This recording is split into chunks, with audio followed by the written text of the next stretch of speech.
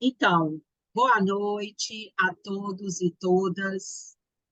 É com muito prazer que a gente recebe hoje a professora Sheila Trai, né? É assim que fala, que ela vai compartilhar com a gente a sua experiência e ela deu um nome para essa roda, ressignificando o ensino da matemática por meio dos jogos. Então, com você, Sheila, você podia falar para a gente qual é o lugar que você está falando, né? Eu sei que quando você começa a falar, a gente vai identificar, mas é bom deixar registrado oralmente, né? De onde que Sim, você fala e um pouquinho da sua experiência para a gente deixar gravada também. ok. Então, eu sou a Sheila Trai, eu falo daqui de Curitiba, no estado do Paraná. É, eu estou na área da educação em, né, sala de aula, com um trabalho pedagógico mesmo há 15 anos. Antigamente eu trabalhava em empresa, mas ainda com a parte de pedagogia empresarial. Então, comecei a minha vida profissional dentro de uma empresa e depois fui realmente me formando e buscando a parte escolar. Me formei na PUC em 2005, né, em pedagogia, licenciatura plena. Em 2009, fiz psicopedagogia numa faculdade aqui da região que se chama Bagose. Então, eu estou em sala de aula há 15 anos. Nesses 15 anos, maior parte da minha experiência é com o ciclo 2, que nós chamamos aqui na nossa cidade, que seria quarto e quinto ano. Sempre se revezando, eu geralmente pego a turma no quarto e continuo com eles no quinto ano. Mas já passei por várias áreas, já fui pedagoga de educação infantil, já fui pedagoga do ensino fundamental, fui pedagoga do Estado, trabalhei com adolescente um tempinho, e agora me encaixei, gosto, né, de ficar aqui com os maiores. Eu pego eles bem pequenininhos assim e depois liberto eles ali indo para o sexto ano, né, já bem madurinhos, já bem numa pré-adolescência, assim, gosto dessa faixa etária. Então, vamos lá. Então, vamos lá. Então, ressignificando o ensino da matemática por meio dos jogos. Esse foi o tema que eu escolhi. É uma prática que a gente costuma fazer muito aqui, como eu trabalho dentro da rede pública de Curitiba, da prefeitura. A gente tem toda uma formação, uma abordagem mais voltada também para a parte de jogos matemáticos, que a gente sabe que tem bons resultados, né, na aprendizagem das crianças. E, com isso, o ensino da robótica, né? A gente está estamos iniciando um processo de robótica na nossa prefeitura aqui, e como se um subtema aí para essa proposta seria a robótica, o Ludobot, que é o nome, né? Como ferramenta pedagógica. Queria perguntar para as meninas que estão participando da roda se elas já viram algo de robótica, se elas já vivenciaram na prática ou já ouviram falar da robótica auxiliando dentro de sala de aula. Eu nunca vi. Nunca pude presenciar. No chat também, ó, nunca vi. Estou vendo A elas Ingrid respondendo colocou ali. que nunca viu. Legal. Então, assim, pessoal, quiser passar, professora, por favor? Deixa eu só tirar uma telinha que está aparecendo aqui para mim, que está atrapalhando. Aí. O uso de jogos no ensino da matemática nos anos iniciais do ensino fundamental. Qual é a sua importância, né? Por que a gente tem que realmente utilizar? Eu vou ler aqui, estou lendo no papel porque a minha telinha está bem na frente, que eu não estou conseguindo visualizar, tá? No espaço aqui, por isso que eu estou vendo aqui do ladinho. Então, conforme diz Muniz ali, os jogos matemáticos caracterizam-se como espaço legítimo de resolução de problemas, por gerarem problemas autênticos no decorrer das situações de jogo, que, em tese, viabiliza o desenvolvimento de conceitos e matemáticos. Então, o que acontece? A gente costuma dizer que o jogo ele é uma forma de resolução de problemas. As crianças, quando elas estão no jogo, elas precisam criar estratégias e resolver os seus problemas de maneira criativa, né, de maneira lúdica. E esse autor vem para realmente confirmar isso. E ali embaixo, uma citação que que faz parte do nosso currículo da Prefeitura de Curitiba. A gente se baseia no currículo nacional, mas a gente faz um caderno pedagógico nosso aqui da região, que traz, então, essa citação de Simone Diniz e Cândido, de 2008, que destaca que o trabalho com jogos no espaço escolar instiga a observação e análise, o levantamento de hipóteses, a busca de suposições, a reflexão, a tomada de decisão e a argumentação e a organização. Essa citação, então, vem do nosso caderno pedagógico, que é o que norteia o nosso trabalho, né? Na próxima tela aqui, quiser passar, professora, por favor. Mas, Sheila, antes da gente passar, quando eu mexo aqui na tela, às vezes mexe no seu slide, porque eu estou mexendo aqui, mas antes da gente passar, a gente falou que não conhecia do Ludo Robótica. Você depois veio e falou dos jogos. E quanto ao Ludo Robótica, né? Como é? A gente já vai chegar lá. Eu estou só colocando a parte, como a gente falou de jogo, né, da ressignificação do jogo, estou colocando a parte de fundamentação teórica do jogo, para daí mostrar para vocês a parte da robótica, que é a cerejinha do bolo ali. E o Muniz aqui é o professor Alberto Muniz, aquele educador matemático, né? Isso, que daí ele vai falar mais especificamente do jogo, de uma forma geral, né? Sim. E depois eu vou trazer esse jogo daí numa proposta utilizando como recurso a robótica. Tá, porque ele tem um trabalho maravilhoso e eu fiz uma entrevista com ele recentemente, que está na revista Interinstitucional Artes de Educar. E a gente conversou com ele, eu e mais duas educadoras, né? A Ana Virginia Luna e a Vera Merlini. E aí ele é muito simpático, né? E ele tem um conhecimento muito bacana, né? Sobre jogos, sobre a matemática, né? Então, eu fiquei muito feliz de encontrá-lo aqui na sua apresentação, né? Ai, que legal. A parte lúdica ali, ele explora super bem, né? Sim. Então, continuando ali, na outra citação de Moura, que também diz ali que jogos promovem o desenvolvimento porque está impregnado de aprendizagem. E isso ocorre porque o sujeito, ao jogar, possam lidar com regras que lhe permitem a compreensão do conjunto de conhecimentos veiculados socialmente, permitindo-lhes novos elementos para aprender os conhecimentos futuros. Então, não só essa questão do conteúdo em si, que a gente vai citar agora na próxima fundamentação, mas o jogo ele traz um conhecimento para a vida mesmo, né? A questão do saber perder, de saber lidar com a frustração, da socialização, de respeitar o próximo, do limite até onde eu posso ir com o meu colega, ou que eu não posso. Então, trabalha coisas de vivências mesmo, né? Situações que eles vão vivenciar, às vezes, nessa competição no mercado de trabalho, em outras situações do cotidiano, da vida real mesmo, né? A gente consegue fazer um link grande com isso. Quer passar para a próxima, professora? E daí nós temos aqui um outro trechinho que também é do nosso caderno pedagógico, que traz bem a leitura do que nós aqui, enquanto Rede Municipal de Ensino, a gente acredita que o trabalho com o jogo ele é sistematizado por meio de um planejamento que evidencia a intencionalidade pedagógica, contemplando objetivos, conteúdos, encaminhamento e critério de avaliação.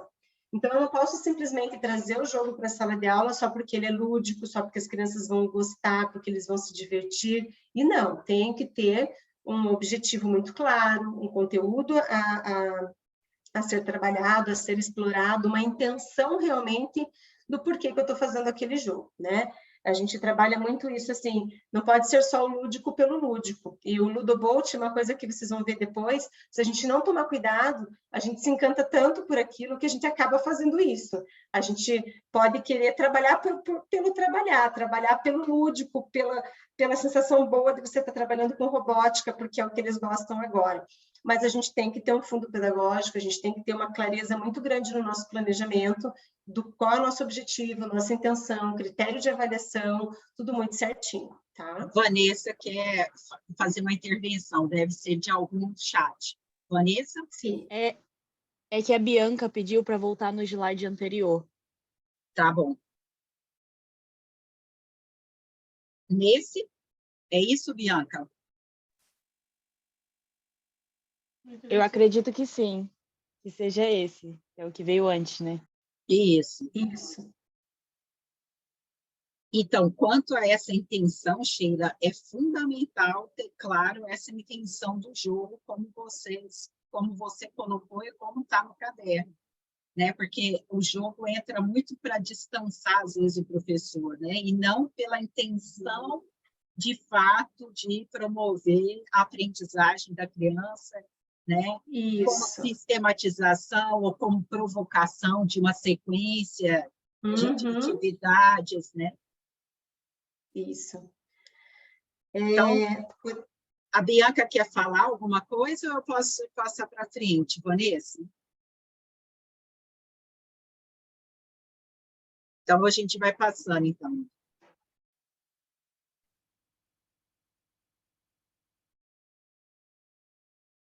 Então, aqui, essa é uma imagem para provar para vocês, assim, que às vezes a gente não tem todo esse recurso, às vezes o local que a gente trabalha, eu estou falando ainda de uma escola pública, mas muitas vezes a região, né, dependendo do local que você está no país, não te dá essa possibilidade de ter um trabalho com robótica, mas para mostrar para vocês que dá certo. A gente consegue até mesmo sem o Ludobot, sem outros recursos mais aprimorados, a gente consegue fazer.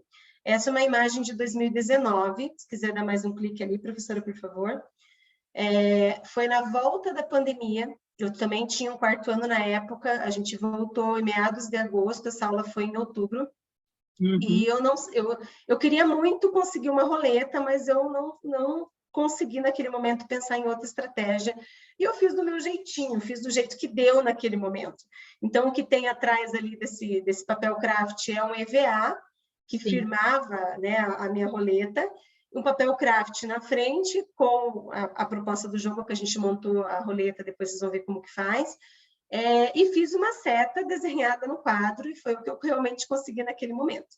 Fizemos com bailarina, aquele suportezinho metálico, assim, e eu girava aquele papel, era o que eu conseguia fazer, e deu super certo, as crianças gostaram bastante.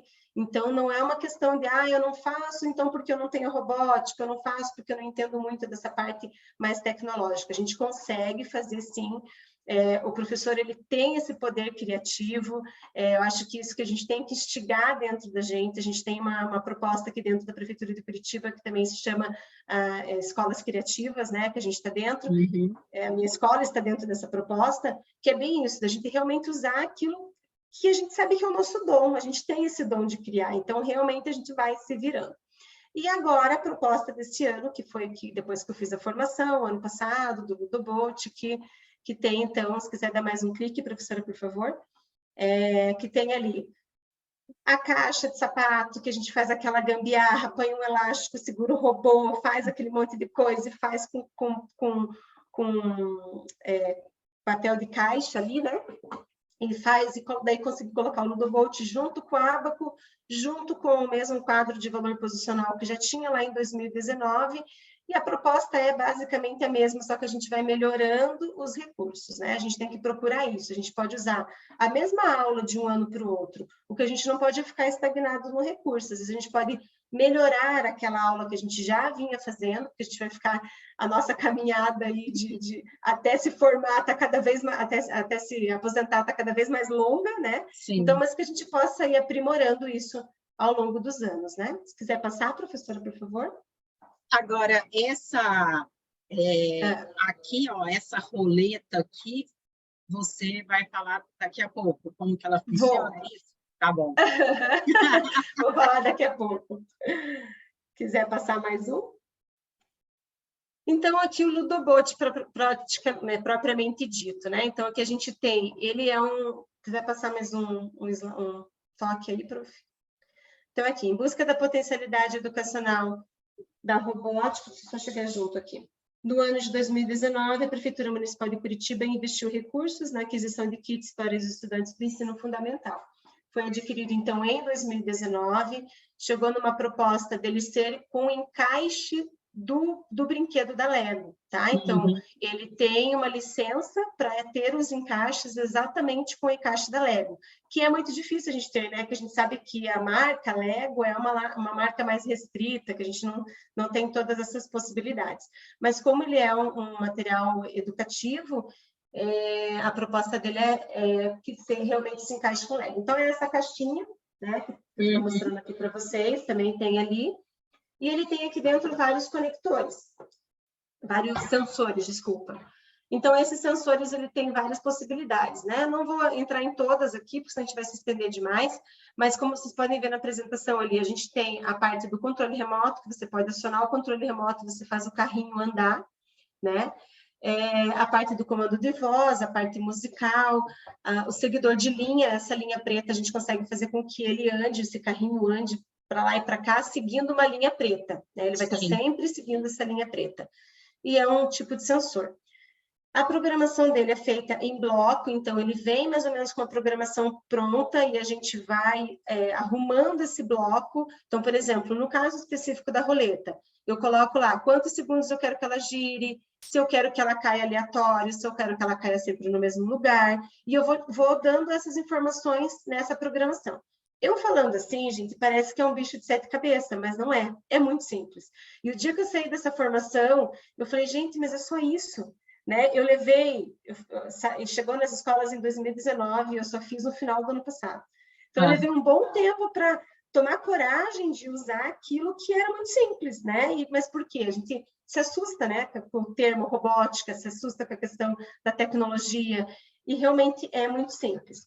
É basicamente esse robozinho aqui, que a gente chama essa parte de baixo de cérebro, e ela tem esse encaixezinho aqui em cima que tem esses conectores, tá? Entendi. Esse aqui é um sensor, um dos muitos sensores que tem, que é um sensor de toque. Eu vou ligar ele aqui para vocês verem como que funciona o movimento dele. Aqui, eu clico no sensor e ele vai girar. E a programação dele é no computador, mas eu posso fazer no tablet também. A diferença é que no tablet, cada vez que eu for clicar no sensor, eu preciso calibrar ele no tablet. E no computador, eu passo ele uma vez só. E aqui a gente tem uma infinidade de coisas, né? Eu estou falando... se quiser passar ali, professora, por favor. Então, ali o kit ele é composto por sensores, conectores e peças de encaixes compatíveis com a Lego. Pode passar mais um, por favor. E programação em blocos. Pode passar para o próximo, professora. Aqui, na verdade, a gente tem N possibilidades. Eu acho que vocês, como professoras, não sei, vou fazer a pergunta, mas vamos ver o que vocês me dizem aí. Vocês já foram além, né? A gente está falando da matemática, mas a gente pode falar da língua portuguesa, da alfabetização, de aulas de história, quiz de perguntas e respostas. A gente tem N possibilidades dentro dessa roleta, né? Que a gente vai acionar, basta você criar em cima da sua tabela, da sua roleta, né? Da sua roleta, né? Da sua base ali da roleta. Você vai criando em cima disso. Então, a gente tem professoras lá na escola que dão aula de apoio escolar na parte da alfabetização com essa roleta, né? Então, a gente vai criando dentro da nossa necessidade. Por isso que a gente diz, é um recurso. Então, eu tenho que partir do que eu preciso para achar o recurso que vai me ajudar. Então, não é eu vou usar a roleta por usar a roleta, eu vou usar ela dentro de uma proposta pedagógica, tá? Então, aqui, por exemplo, é uma roleta de cores, que foi usada na educação infantil, que era uma brincadeira. Se quiser passar, professora, por favor. E aqui tem o uso dele na sala. Então, vocês vão observar, quando a professora aplicar ali o próximo, como que funcionou isso lá na prática com eles. Você fez 2 roletas, o quadro falou de lugar e um número. Isso. Uma com quadro de valor posicional, que eu vou mostrar ali para vocês, e a outra com a numeração. Até aqui da parte do Bolt, vocês têm alguma dúvida? Querem perguntar alguma coisa? Acharam interessante?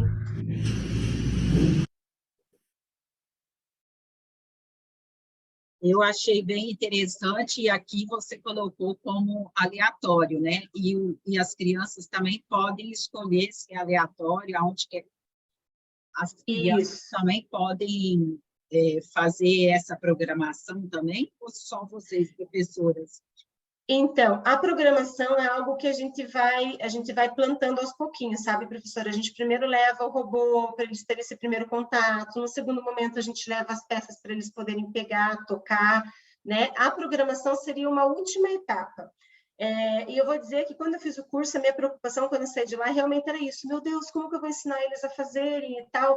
Mas eu acho que é uma longa caminhada que, se a gente for pensar mais no Fundamental 2, ali de 6º ao 9º ano, eles vão continuar tendo esse processo. Então, a gente não precisa também ficar tão ansiosa com que eles façam a programação. O que a gente precisa colocar para eles é essa sementinha de que a robótica existe, de que a gente pode fazer muitas coisas, que a gente pode criar muitas estratégias para a gente ver o que eles... realmente nascer dentro deles uma vontade de conhecer um pouco mais sobre isso. Teve uma pergunta no chat que eu não consegui... Professora, tem uma pergunta aqui no chat aqui. Acho que é da Maria. Como funciona a aplicação do jogo no conteúdo nessa primeira roleta? Tá, a gente já vai chegar lá, tá, pessoal? Eu só quis mostrar mais a parte do Ludo mesmo, e agora a gente já vai chegar no jogo. A parte do funcionamento do Ludo, ok? Certo? Acho que não adianta também querer me aprofundar muito nisso, porque é só vocês pegando mesmo, né? Então, aqui tem as pecinhas, ó, para vocês verem como é bem a pecinha da Lego mesmo. Pode ver que até nem tem tanta peça, a quantidade de peça é bem simples, assim, se for pensar, quando você compra uma caixa de Lego, vem muito mais, né? Mas é só porque o carro-chefe mesmo dele é o robozinho, tá? E com o robozinho a gente consegue fazer muita coisa. Pode passar, professora, por favor. Então, aqui o jogo para além do sistema de numeração decimal. Como eu falei, a gente tem que ter uma programação, um roteiro, um planejamento, conteúdo, tudo mais. Mas nada impede que no processo desse jogo a gente também trabalhe outros conteúdos ao qual as crianças nunca viram. E não tem problema, a gente pode apresentar, aproveitar aquela situação para apresentar. Então, só para vocês terem uma noção, essas crianças que vocês vão ver o vídeo agora, elas nunca viram nada de fração, elas vieram do 3º ano sem conceito nenhum de fracionário, não conhecem porcentagem, não conhecem números decimais.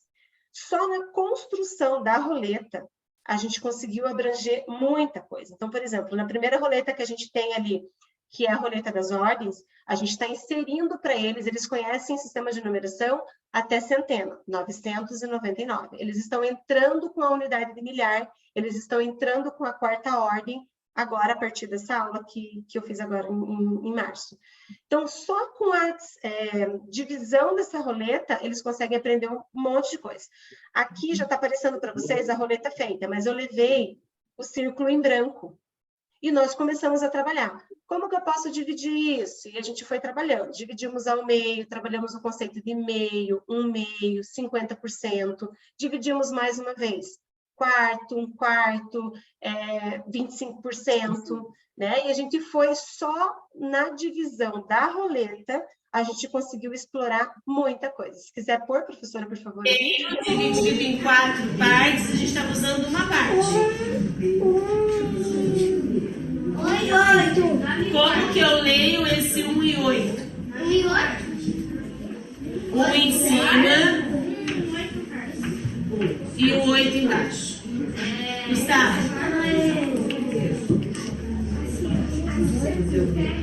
A metade de 15 e você junta os dois. Você está pensando na porcentagem. Vamos primeiro representar na fração, tá? A gente já chega na porcentagem lá. Vocês chegaram no resultado, é isso aqui, mas como que eu leio isso? Se aqui era 1/4, 1/8, ótimo. Olha lá, 1/8. Lembrando, professora... A decepção deles e a minha, né? Que tinha batido sinal para o recreio e a gente ia ter que parar. Então, eles reclamaram porque a gente ia ter que parar. Então, veja, gente, eles nunca viram fração. E só na divisão ali eles conseguiram perceber, a professora tinha trabalhado 1/2, 1/4, 1 e 8, professora, chegaram no 1 e 8. Eles chegaram na resposta, mas como que a gente lê isso, né? E eles foram, a gente vai instigando, vai jogando para eles, vai voltando ali no processo até que 1/8, né? E quando eles conseguem isso, assim, para eles, é um êxtase para nós, professoras, e para eles também. Tipo, poxa, eu não precisei chegar com a resposta pronta. Eles foram deduzindo, eles foram fazendo, né, essa leitura realmente bem bacana. E ali aquele menino estava tentando dizer para mim, que vocês não conseguem ouvir a voz dele, porque estava bem no fundo. Ele estava querendo me explicar que teria que ficar entre, se eu fosse dividir o 100 em 8 partes, ele ficaria entre o 10 e o 15. E ele tinha toda a razão. Né? A lógica dele estava perfeita, porque dava 12,5, e ele dizia assim para mim, professora, é como se ele quisesse dizer assim, eu sei que está entre esses dois números, mas eu não sei dizer qual é. E, claro, depois do recreio, a gente retomou, mostrei para eles, não fiz a divisão com o número decimal, mas mostrei na calculadora, porque eles ainda são muito novos, não tem como dar essa base para eles. Mas eles conseguiram chegar na resolução e foi bem bacana. Se quiser ir passando, professora, por favor. Então, o que a gente conseguiu trabalhar ali? Leitura de fração, representação da fração, porcentagem e números decimais. Tudo isso só com a construção da roleta. Nós nem tínhamos jogado ainda, nós estávamos só na construção da roleta. Pode passar, professora, por favor.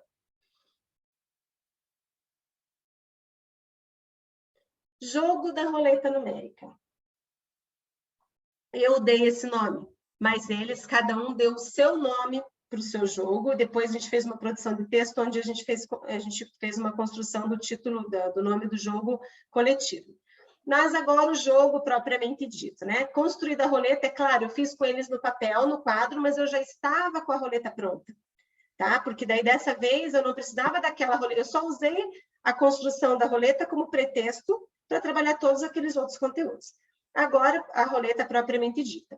2 roletas, uma com valor posicional até a 4ª ordem, outro com número até 8, né? Não precisamos até aumentar essa numeração, porque a gente vai construindo alguns numerais ali, e eles vão acionando. O que eles decidiram? Pode clicar, professora, por favor. E daí a gente coloca eles no jogo. Coloca eles no jogo, na tomada de decisões, o que a gente vai fazer, como que a gente vai montar as regras para esse jogo. Claro que tem coisas que vocês têm que ter definido que tem que ser daquela maneira. Mas o que dá para eles decidirem juntos, a gente coloca eles na roda junto para decidir. Então, eles decidiram que eles iriam acionar as 2 roletas ao mesmo tempo. Eles achavam mais divertido acionar ao mesmo tempo. Então, a minha turma, eu tenho 35, 36 em sala, são três fileiras com duplas de crianças, né? Então, eu fiz três grupos ali. Se quiser clicar ali, professora. Então, o ideal é que fique entre 2 grupos, 3 grupos, para não se estender também demais o jogo, né? Então, eles clicavam, decidiram que iam fazer isso ao mesmo tempo, e daí sorteia. A roleta vai sortear uma ordem e um numeral. Uma ordem e um numeral. E nós vamos construir no quadro de valor posicional. Eu tenho o quadro de valor posicional com todas as unidades até 9, com todas as dezenas até 90, todas as centenas até 900, e assim por diante com a unidade de milhar. E eu vou construindo a numeração com eles. Eu monto no quadro de valor posicional, e a cada rodada eu posso fazer uma variação, eu não preciso jogar sempre do mesmo jeito. Então, eu posso definir com eles as variações que eu vou trabalhar com vocês, vou passar para vocês no próximo slide. Posso passar mesmo? Ainda não, prof. Vamos voltar um pouquinho. Desculpa te chamando de prof, porque a gente pode vai, chamar assim, não tem problema. Não sei se eu posso chamar de prof, mas é que eu escuto prof o dia todo e a gente acaba, né, entrando nessa... Pode chamar assim. Então, tá bom, professora. Muitas regras podem ser definidas, então, como grupo, e além da gente estar registrando no quadro do quadro de valor posicional, eles também têm um quadro de valor posicional lá no caderno deles, feito do jeitinho deles, tá? Acho que isso é muito bacana, a gente não levar tudo muito pronto, muito digitado, deixa eles construírem, né, da maneira deles, que fica bem produtivo também. Agora pode passar, professora, por favor. Então, você está falando aqui de muita autonomia, né? Está me chamando a atenção essa questão da autonomia que você está trabalhando com eles, né? desde a montagem do jogo, mas fazer o quadro da forma deles. Eles estão usando a régua para medir, porque as crianças hoje nem sabem medir, né? Às vezes vai ficar torto no começo, mas para usar a régua e essas variações. Então, assim, você falou, em algumas coisas você decide, outras você deixa eles tomarem. É assim na vida também, a gente tem algumas regras definidas, né? Algumas a gente não tem o poder de voto, não é assim. E outras a gente tem essa flexibilidade, então isso é bacana. Exatamente, até nessa questão da régua, vocês vão ver depois no registro do caderno deles, tem caderno que é impecável. E tem caderno que, por mais que eu fique lá tentando dar uma aula do uso da régua, isso, aquilo, não vai estar 100%. E tudo bem, eles vão aprendendo nos pares também, né? Como eles sentam em dupla, a gente vê que essa questão da organização é meio que contagiante. Senta do lado de alguém que tem uma organização melhor, eles já vão tentando fazer igual, se espelhar, né? E a gente vai melhorando a cada dia. Se puder passar, professora, por favor. Dentro das variações possíveis. Agora foi demais, né? Isso, um pouquinho antes. Então, dentro dessas variações, a gente pode colocar várias possibilidades ali para eles. A numeração maior ganha aquela rodada, a numeração menor pode ganhar aquela rodada. Vamos pensar no nosso bingo, né, da igreja, o bingo que a gente vai lá. Tem a cartela cheia, tem aquele azarado que não marca nada na cartela e também tem a possibilidade de ganhar. Então, a gente vai fazendo essas variações com eles. Pode fazer através de adições, então soma-se 3 rodadas para dar um numeral. Pode fazer o dobro, pode fazer o triplo, a gente pode ir variando com eles e deixando eles decidirem algumas possibilidades. Assim. Eles gostam de ter essa autonomia, como a professora comentou ali, e se sentirem inseridos. Então, agora vocês vão ver uma possibilidade que eu sugeri para eles de fazer com o menor valor, mas eu quero que vocês percebam também a interação deles, como que a gente faz a brincadeira, até onde você pode deixar eles ficarem soltos na sala, e onde você precisa, opa, agora eu preciso de silêncio, tá? Então, observem isso nesse vídeo, por favor. Pessoal, agora nós vamos fazer mais uma rodada, valendo agora o menor valor. Vai ganhar aquele que conseguir chegar no menor valor. Ok? Por enquanto o A está ganhando. Vamos ver nessa rodada quem vai ganhar, tá? Grupo A. Já foi todo mundo, vem lá o Miguel e a Heloísa.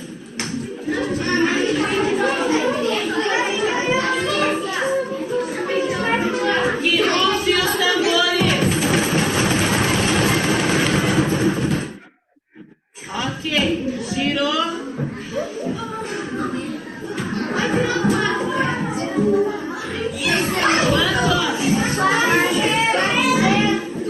Quatro na centena marcando.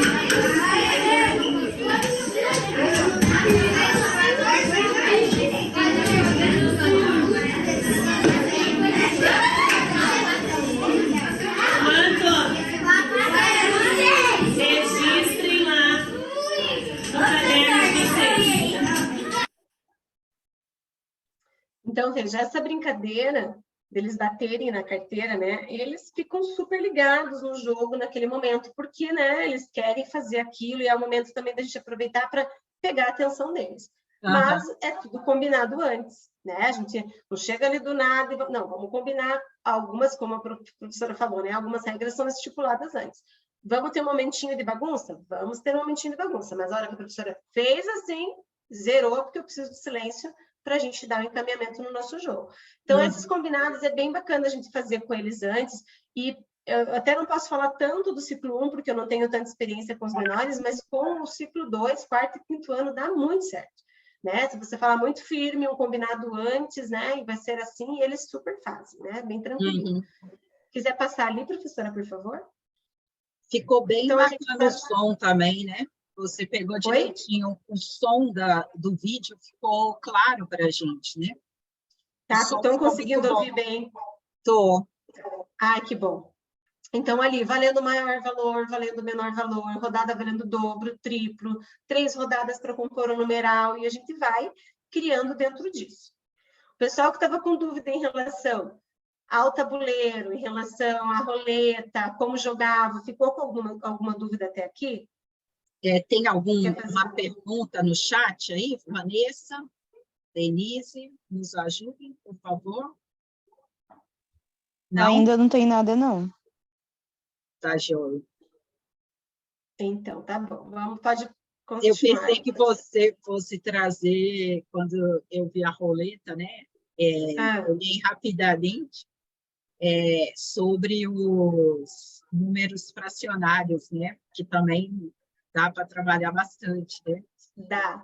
Na verdade, com a fração, eu faço uma aula de chocolate, fração com chocolate, que eles ficam enlouquecidos também. E até quando a gente ficou na dúvida, né, do que fazer, eu não tinha tanto material de registro de caderno, tinha muita foto deles só comendo chocolate, fazendo atividade em si, por isso que eu acabei optando por essa, que eu ainda iria fazer. Mas, né, se de repente tiver uma outra oportunidade, a gente faz uma fração com chocolate aí com vocês, que é uma aula também bem bacana. Tá certo. Pode continuar, professora, por favor. Mais uma? Eu passo, não? Acho que mais uma, vamos ver. Ah, tá. Quer pausar? Isso. Isso, obrigada. Para além dos conteúdos, né? Então, quando a gente fala dos conteúdos, a gente viu ali quanta coisa que a gente consegue trabalhar, sistema de numeração, daí quando a gente for para o caderno, ali nos registros dos cadernos, eu vou conseguir mostrar para vocês um pouquinho além da questão de conteúdo, mas o que está por trás desse jogo, o que está por trás da ludicidade, né? O que a gente consegue prender a criança na aprendizagem e que tem a ver com a parte humana, né? A parte daquilo que ela traz da emoção. Eu acho que a criança aprende muito pela emoção, a criança aprende muito pela experiência positiva ou até mesmo negativa que ela vive ali, a frustração, ela aprende por aquele momento que tem uma emoção.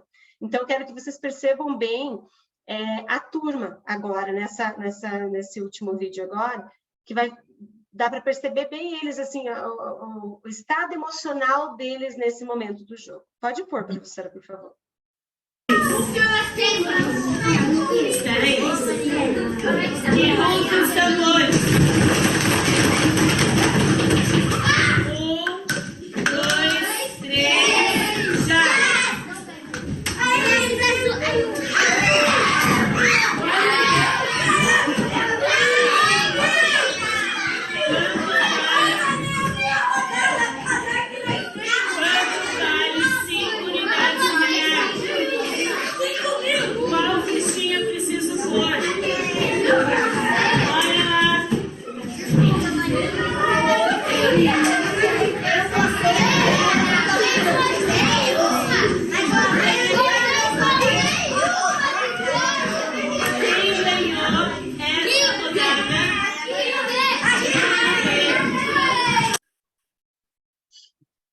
Então, aqui eles estavam bem apreensivos porque era a última rodada, ela era decisiva ali, né? Tinha um grupo que estava muito próximo do outro e realmente a emoção transbordou, grito de ansiedade, euforia, indignação, os que perderam, né? Não, professora, Xuxa, tipo, não pode ser isso, né?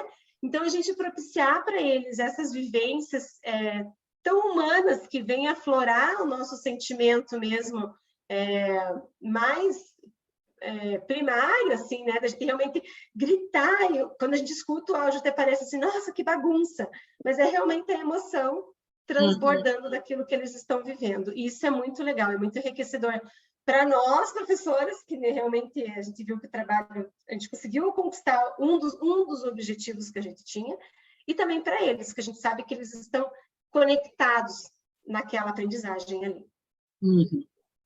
Bem bacana, parabéns. Eu estou passando. Pode passar. Então, agora o registro no caderno, né? Quando a gente falou lá dos registros, né? Então, eles colocaram ali, sistema de numeração decimal, pode ver que esse, por exemplo, o primeiro ali, não seguiu nem a linha, deixou grandão e meio que, né, não organizou tão corretamente, mas a gente consegue entender esse quadro de valor posicional. Mesmo ele não tendo feito bem certinho, com uma régua, tudo organizadinho, a gente consegue perceber que ele anotou as pontuações e do ladinho ele colocou ali qual é o grupo, quando foi o grupo A, quando foi o grupo B, quando foi o grupo C, né? E, na verdade, nesse momento, eu precisava muito mais deles atentos ao jogo, conectados na construção do valor posicional ali, do que o registro. Eu não, nem corrigia esse registro deles aqui, porque era aquela coisa deles anotarem por anotar, para eles começarem a entender a questão do valor posicional, mas não tinha aquela coisa assim, então eu vou ter que lembrar qual foi o primeiro número sorteado. Não, não tinha essa, porque depois a gente ia trabalhar com outras numerações, que daí sim, seriam corrigidos, seriam exigidos que estivesse mais correto. Mas aqui não, eles foram anotando. Esse segundo também, fez um registro, como a professora falou ali, ó, a régua para ele está difícil, né? Porque tá difícil. Colocou tudo, tá tudo desorganizado, mas, de certa forma, pode ver que os lugares que não tinha um valor em si, ele colocou o 0, né, na posição para representar o espaço vazio, que teria, no caso, não teria um valor ali, e também foi colocando as letras dos grupos do ladinho. E, no final, eu tinha colocado uma pergunta para eles no quadro. Como foi realizar esse jogo? Ele colocou lá no finalzinho. Foi muito legal. Eu fui 2 vezes lá no quadro.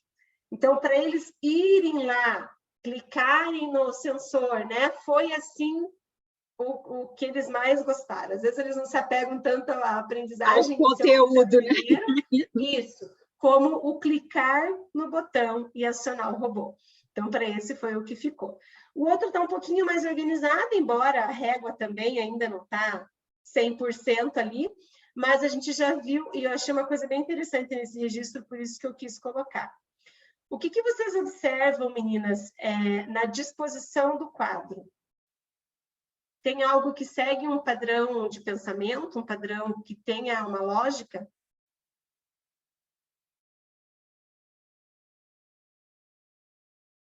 Ele está usando os quadradinhos, né?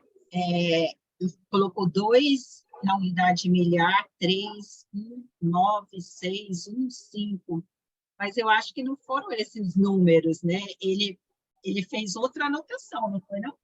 Porque, ó, se a gente pegar aqui no primeiro, aqui que você falou, 2.504. Que aqui não são não são os mesmos, não? Não são os... que, na verdade, eu tenho 2 turmas de 4º ano, mas até acho que o 2.504 não, é 2.504, o primeiro, né?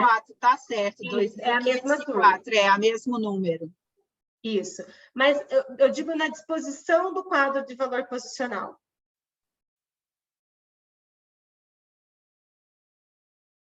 Meninas, vocês percebem algo que tem um conceito matemático ali?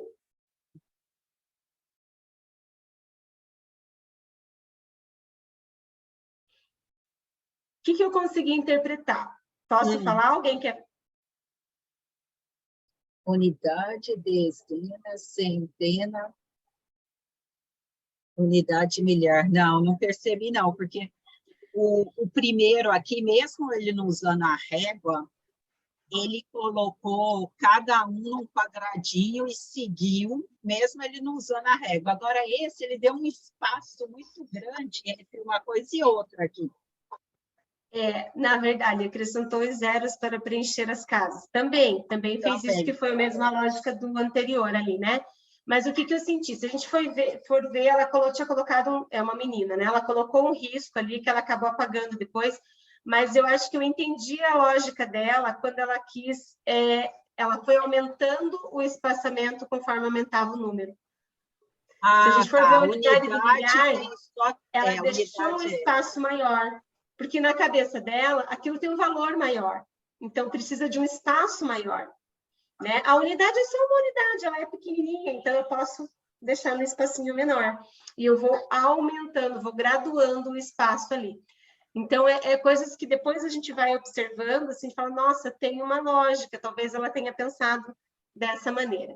Não consegui resgatar com ela isso, né? Mas foi a impressão que me deu, assim, de que realmente ela quis fazer o espaçamento conforme o valor posicional, ou que vale cada ordem. E o valor posicional é justamente para que na posição a gente valorize, né, dê o valor do número. Não precisa ser dessa forma, né? Nosso Não. sistema é posicional e a posição marca o valor daquele, Isso. né? Independente do tamanho, né? Mas Independente na do cabecinha tamanho, dela, eu estou aprendendo números maiores, então lá na quarta ordem eu vou ter que deixar um espaço maior. Sim. Então vamos prosseguir lá, professora, por favor.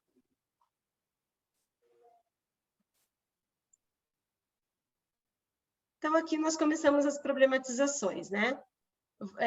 Vou iniciar com as crianças que têm um ótimo rendimento, para vocês terem uma noção qual foi o raciocínio aqui.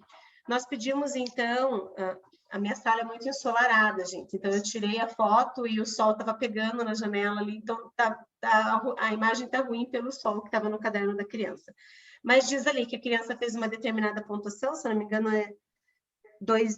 era 1.206, e era para ela acrescentar mais uma unidade de milhar. E, assim, a maioria das crianças conseguiram com facilidade, acrescentaram 2.206. A segunda atividade aqui, eles tinham que acrescentar, então, eu coloquei uma determinada pontuação fictícia, não era a pontuação dos nossos jogos, porque daí o planejamento foi tudo feito antes, né? Então, eram pontuações fictícias, eles teriam que acrescentar uma centena. Mas é claro que, para dificultar, eu coloquei 2 números que tinham que mudar a unidade de milhar também. Mudava a centena e tinha que fazer a troca de base 10 também na unidade de milhar. E foi aonde morou o perigo ali, né? Que foi onde eles se enroscaram. Aqui foi tudo certo. Essa criança é uma criança que tem um ótimo rendimento, então, realmente, ele conseguiu todas as pontuações de primeira e tirou de letra. Muitas crianças aconteceram isso, né? O sistema de numeração, meninas, é uma coisa que não é tão difícil assim da criança pegar. Se a gente fizer uma aula bem feita, levar um tempinho, não é algo que se estende aquela dificuldade, exceto as crianças que têm descalculia, que têm algo mais grave em relação à matemática, mas o sistema de numeração não é um conteúdo tão complexo assim que eles não peguem. Diferente, por exemplo, de uma fração, de um número decimal, que eles se batem um pouco mais. Então, o sistema de numeração é algo mais simples para o entendimento deles. Mas tem algumas coisinhas ali que não, quando ela não é bem trabalhada, que eu vou mostrar para vocês, quando a gente não trabalha super bem lá no ciclo 1, que a gente costuma chamar aqui em Curitiba, que é o primeiro, segundo e terceiro ano, vai trazendo vícios para o ciclo 2. Essa última imagem aqui é bem interessante, porque a gente trabalha muito aqui em Curitiba com a questão da criança explicar o porquê que deu aquele resultado, qual foi a estratégia dela, porque quando a criança explica, ela vai modulando ali a estratégia dela. E aqui, a criança respondeu algo que eu não pedi, né? Eu não pedi a diferença. Então, ele colocou lá, a pergunta era, deixa eu ver se eu consigo ver aqui direitinho, quem foi o maior pontuador? Daí ele respondeu lá, que foi o Jorge o maior pontuador.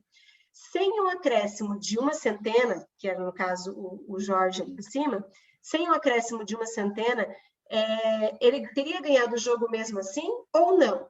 Teria dado outro resultado. E daí ele respondeu.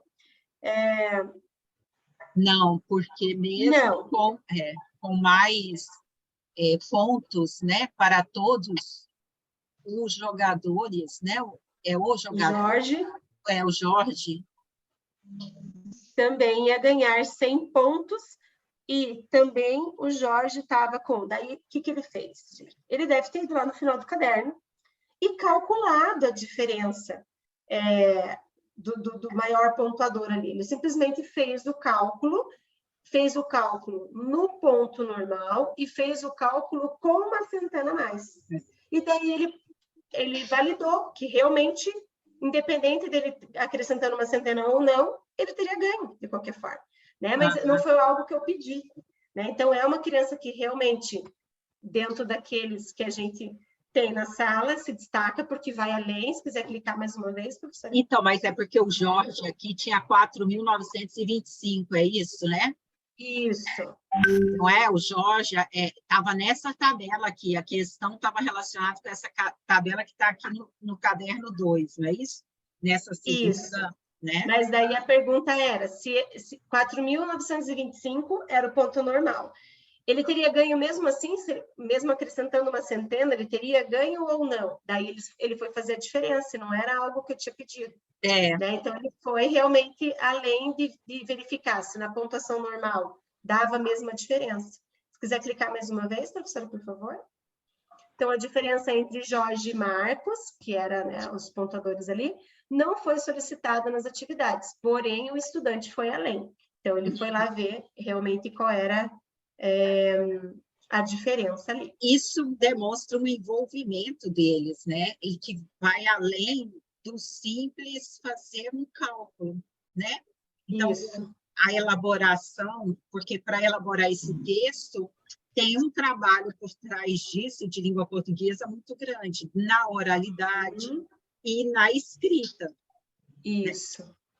Que eu acho que, na verdade, hoje, professora, o meu marido mandou um postzinho para mim que acho que se encaixa com isso que a gente está falando, da questão do vínculo da criança com aquela aprendizagem. Era uma imagem de um rapaz, era um desenho de um rapaz, então descobrimos o João dos nossos probleminhas antigos, que comprava 245 bananas no mercado. Porque antigamente os nossos problemas não tinham muito vínculo com a realidade, né? Era o João que comprava 200 e poucas bananas e comprava todas as bananas do mercado. E que não, agora tem que fazer sentido para eles. A gente está com outro nível de criança. Se você chegar com um problema na sala hoje, que o João foi comprar 200 e poucas bananas, eles já vão dizer, nossa, professora, como assim? E na nossa época, não. Na nossa época, a gente ouvia e tudo bem. E era para treinar o cálculo e tudo bem, né? Isso, vamos aprender a fazer a continha, né, da matemática e pronto. Se quiser passar, professora, por favor. E agora eles questionam, eles querem saber, então... Agora, com as crianças que estão no processo. Então, o que aconteceu? Como eu falei, que eu coloquei 2 pimentinhas ali, que eram as numerações que tinha que mudar, tanto a centena quanto a unidade de milhar. Foi onde realmente eles deram uma enroscada ali no processo. As demais, se vocês observarem, os números mais simples ali, até eles fizeram. Então, foram acrescentando de 2.349 para 2.449, foi. Mas o que aconteceu lá no primeiro? Vamos analisar lá o Jorge, que era 4.925, e teria que acrescentar uma centena. Sim. A criança manteve a unidade, manteve a dezena, mas chegou na centena, ela mudou de 9 para 10. Tem lógica, meninas? Mais um é 10, né? Mas não era para ficar aí, né? Mas tem lógica, meninas. Muito grande. A gente não pode dizer que essa criança não está no processo, super está no processo. Ela entendeu qual é a ordem que ela precisa mudar. Ela fez no 2.933 também, ó. Ela colocou o 10 aqui. Que eram as duas pimentinhas. Que eram as 2 pimentinhas, que era a primeira e a última. Então, foi o mesmo processo, né? Ela fez lá, ela acrescentou uma centena, mas veja, essa já está num nível um pouquinho mais para frente, porque ela entendeu que tinha que mudar a centena, mas ela também entendeu que mudaria a unidade de milhar. Ela trocou o 4 pelo 5. Lá embaixo, ela colocou, na Ana, né? Ela manteve o 3 certinho, mudou do 9 para o 10 e deixou o 2. Então, ela estava oscilando. No de cima, ela entendeu que precisava mudar a unidade de milhar, no de baixo, não. Nós aqui trabalhamos muito assim, deixamos a tentativa da criança, dei outra atividade para ela, expliquei com apoio, ela fez novamente, beleza. A outra criança do lado é uma outra menina, e olha a linha de raciocínio dela, do Jorge. Muito parecida com a primeira criança, né? Então, ela manteve a unidade, manteve a dezena, a centena ela fez a mesma coisa, a única diferença é que ela não mudou a unidade de milhar. E lá embaixo também ela fez a mesma coisa. Isso quer dizer o quê? Que é um padrão de pensamento, que elas estão no processo, esse é o caminho. Qual é a maior dificuldade delas agora? É a troca da base 10, é entender que é um jogo que a gente brinca muito com eles em sala, que é o nunca 10. Eu vou colocando lá no ábaco, e quando eu vou colocar a 10ª pecinha, nunca 10, eles gritam. Troca 10 pecinhas por uma dezena. Vão colocando 10 dezenas, nunca 10, trocamos por uma centena. Muitos autores falam que a criança precisa fazer isso pelo menos 3 vezes dentro de uma numeração para ela estar madura o suficiente para entender esse processo. Que lá no ciclo 1, quando ela faz da unidade da dezena, ela está fazendo só porque a professora está falando, mas ela não está compreendendo aquilo. Que ela só vai compreender quando ela faz as trocas de base 10 acima da centena. Né? Muitos autores comentam isso. E eu que trabalho com o ciclo 2, para mim fica muito claro, porque essa criança é isso. É uma criança que ainda está um pouquinho mais imatura na questão matemática, e que ela entendeu onde ela tem que mudar, mas ela não consegue fazer ainda a troca de base 10. E tudo bem, mas ela está no processo. Ela está nesse processo. Pensando sobre, né? Que é o importante, Isso. que ela está pensando. Isso. Agora, Sheila, eu gostaria que você falasse um pouquinho mais aqui, ó.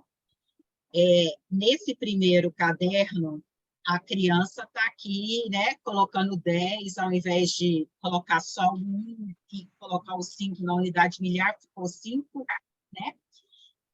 Você fez de novo com ela, por isso que você colocou aqui no caderno, com apoio, é isso?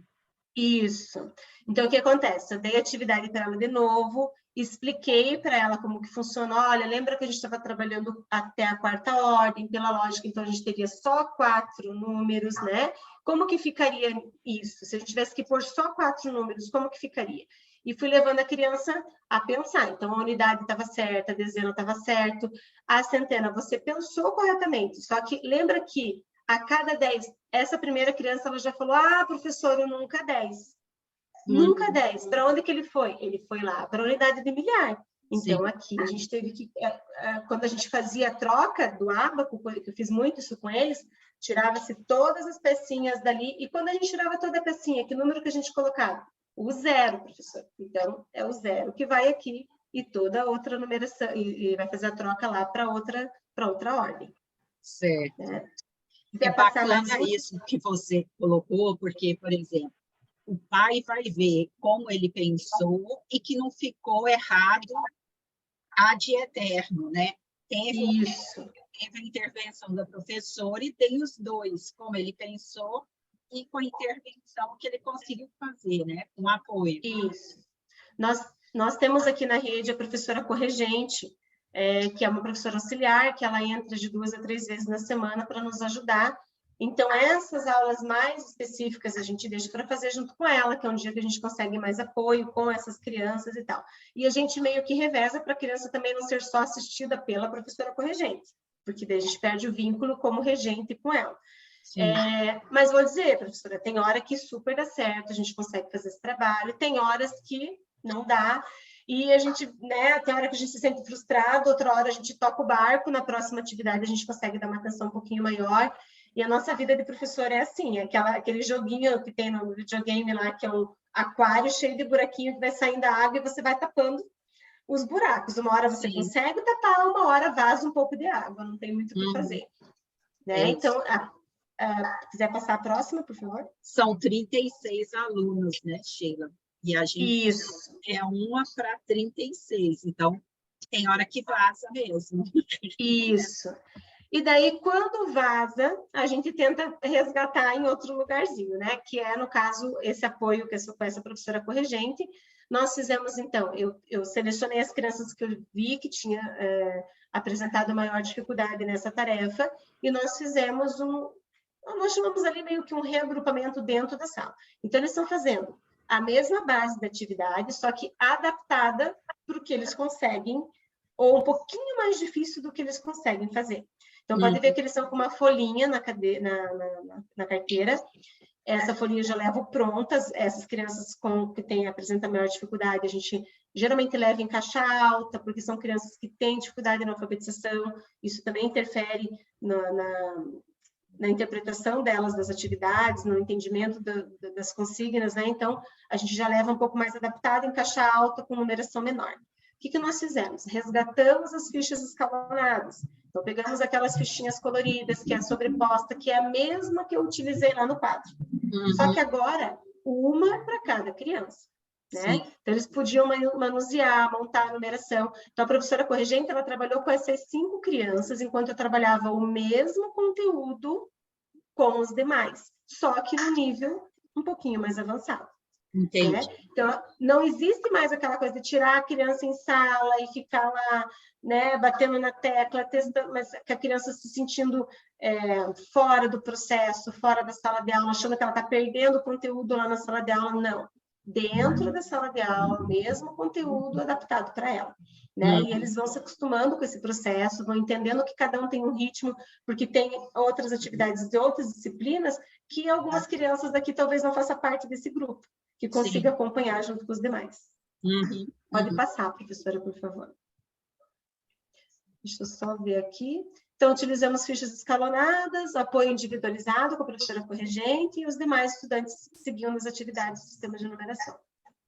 Pode passar, professora. Bem bacana esse trabalho da rede também, de ter corrigente, né? A gente tem, às vezes, o professor de apoio aqui em São Gonçalo para crianças com deficiência, né? Com necessidade especial. E você está falando de crianças que não estão acompanhando o processo, que é diferente, né? Sim. Claro, a gente diz assim, né? A regra é essa. Mas, claro, se o professor faltar, é essa professora corrigente que vai lá substituir. Mas, graças a Deus, eu estou inserida numa escola que tem um grupo bem bacana, assim, e que as faltas são muito esporádicas, assim, a gente realmente consegue fazer um trabalho bem consistente. Mas a gente tem outras escolas da rede que as professoras não conseguem fazer nem permanência, oscila muito de uma escola para outra, né? A realidade é muito diferente. Graças a Deus, a minha é muito boa. Então, aqui, relatos de experiência. A gente já aproveita a matemática para usar lá na língua portuguesa, aproveita a emoção que a criança inseriu naquela aprendizagem. Professora, Oi. Dá licença, tem mensagem aqui no chat para você. Pode falar. A Mayara falou assim, muito interessante essa atividade para quem teve dificuldades. Muitas vezes também tive dificuldade no meu processo escolar e precisava ir para o reforço escolar fora do ambiente escolar. Foi a Mayara. Só quem já passou, né? Só quem já passou sabe a dificuldade. Mas nós tivemos uma época que era no corredor, né? A criança com a carteirinha lá no corredor sendo exposta para todo mundo que ela não estava aprendendo lá junto com o grupo, né? Mas, graças a Deus, a gente vai evoluindo, né? Como ser humano, como profissional, e a gente vai vendo que dá para fazer. A gente ainda tem professoras que resistem em fazer dentro de sala de aula, temos, mas a rede é totalmente contra e a gente tem uma cobrança muito grande em relação a isso e eu acho ótimo, porque realmente eles têm que estar inseridos na sala de aula. Então, aqui, a gente aproveita em língua portuguesa, né, a emoção, a situação toda do jogo, para que eles relatem isso. Então, passado ali uns 3, 4 dias, no máximo, do jogo, a gente vai produzir um relato de experiência. Nós trabalhamos muito com relato de experiência aqui, então a gente faz alguma coisa diferente, vamos escrever sobre aquilo, vamos resgatar aquela situação. Esses alunos, então, como eles vieram do 3º ano, a maioria estão alfabetizados, mas eles não estão estruturando uma produção de texto ainda com início, meio e fim, com paragrafação correta, espaçamento de parágrafo, né? O que eu fiz com eles, então? Eu fiz o primeiro parágrafo com aquelas perguntinhas básicas, onde, quando, como, quem estava presente, para eles continuarem o restante dessa produção. Então, lá, os estudantes estão no processo de estruturação de parágrafos nas produções textuais. Por esse motivo, o primeiro parágrafo foi construído coletivamente, os demais individualmente. Esses textos estão sem correções, para vocês darem uma olhadinha, e sem reescrita. A gente faz aqui em Curitiba reescrita também de texto, que é algo que favorece demais para a produção de texto deles. Então, o texto que está aqui está sem reescrita, sem produção, do jeitinho que eles escreveram, tá? Então, a gente tem ali, o Fabrício, que fez esse primeiro texto, e ele criou o nome para o jogo dele do Roletão da Matemática. Aqui eles tiveram a oportunidade, né? Não, na verdade, aqui foi coletivo, estou confundindo. O que eles fizeram individual foi antes daquela roleta que eles colocaram no caderno, eu deixei eles criarem o nome deles, mas aqui foi coletivo. Então, o primeiro parágrafo lá. Na última quarta-feira, os estudantes do quarto ano A fizeram uma aula onde jogaram com uma roleta que tinha um robô Ludobot que girava a ponteira sozinho. Aqui nós fizemos juntos, eu como escriba e eles dando as ideias. Sim. Segundo parágrafo, produção dele. Eu, particularmente, achei muito bom. Mesmo perdendo, eu quero jogar novamente. E aprendi muitas coisas novas e, ao mesmo tempo, eu estava me divertindo. E achei muito legal os sensores do robô do Ludobot. E aprendi a fazer roletas. É a mesma coisa que uma pizza. É só fazer um redondo e dividir em quantas partes quiser. E fazer é bem fácil de fazer. Eu confesso que achei que, se quiser clicar mais uma vez ali, professora. Acho que não saiu o finalzinho. Ali, ó. Que era mais difícil, que ele fala, né? Que eu achei que era mais difícil. Isso. Então, ele é uma criança, claro, que já está alfabética, né? Ela já está uma escrita super boa, ali a gente consegue compreender bastante, mas ele conseguiu organizar as ideias dele, trazer para a gente qual foi o sentimento, e mesmo perdendo, ele jogaria novamente, né? Do lado, nós temos uma criança que já está num processo um pouquinho mais para frente, escreve super bem e já escreve na letra cursiva, porque a gente tem isso também, né? A criança que já está na caixa alta, a criança que está na cursiva. Ela colocou... Bem interessante. Tem alguém que gostaria de falar, que abriu o microfone? Não? Aí, ali, é a mesma base do primeiro parágrafo, porque era a mesma turma. No segundo parágrafo, ela escreveu assim: tinha 2 roletas, uma com números e outra com as ordens. Elas eram bem coloridas e tinham do número 1 até o número 8. Tinha também as ordens, que eram unidade, dezena, centena e unidade de milhar. Eu gostei muito dessa aula, pois o robô foi uma novidade. Se quiser dar uma clicadinha ali, professora, que faltou no finalzinho. Uma novidade para mim. Né? Então, ela também conseguiu se expressar dentro dos parágrafos ali, falou, deu um resuminho do jogo.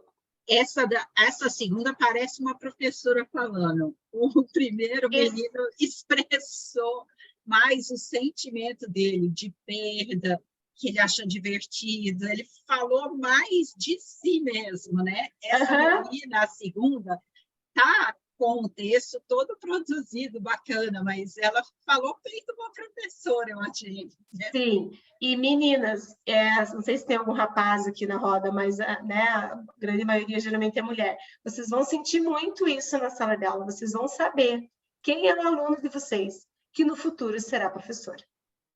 Vocês não tenham dúvida que vocês vão saber. Vai ser autoritária, que vai falar mais alto, que é a líder do grupo, e vocês sempre vão identificar quem vai ser na escrita, na postura. Sempre você vai... essa daqui vai ser professora.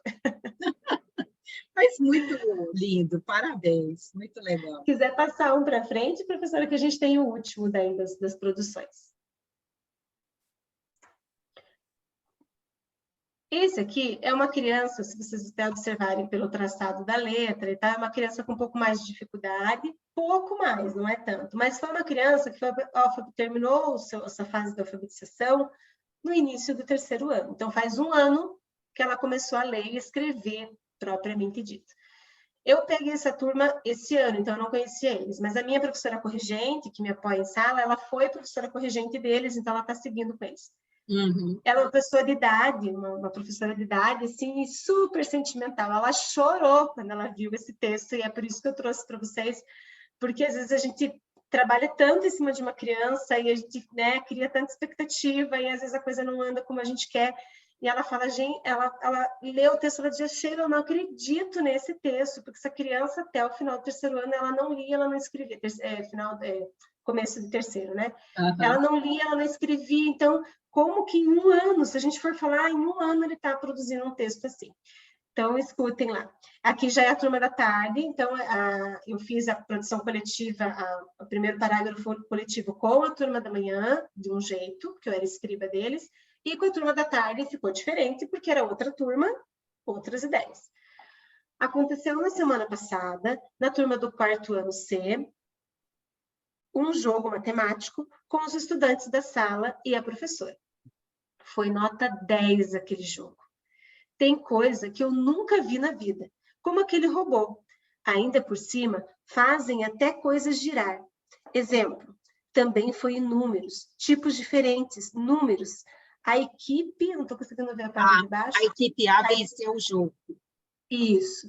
Também teve modos tirar o menor, o maior. Exemplo, começamos a unidade de milhar, o N.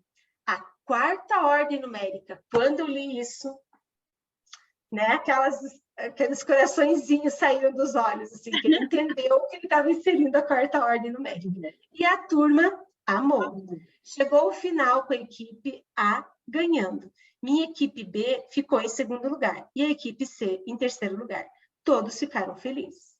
Mas, assim, conseguiu fazer um início, meio e fim. O início eu já, né, trabalhei com eles no coletivo, mas conseguiu dar um desenvolvimento para o texto dele e finalizar. E com um desenho bonitinho ali ainda no final. Claro, ele poderia estar melhor no desenho, poderia estar melhor na produção. Sim, mas é o processo de cada um. Ele é uma criança que se alfabetizou de maneira tardia, mas já está produzindo tudo isso. Não, mas ele tem uma produção, né? O letramento, a gente sente que o letramento dele, né? Ele usou questões muito importantes da língua portuguesa aí, né? Exemplo, ele se apropriou da quarta ordem numérica.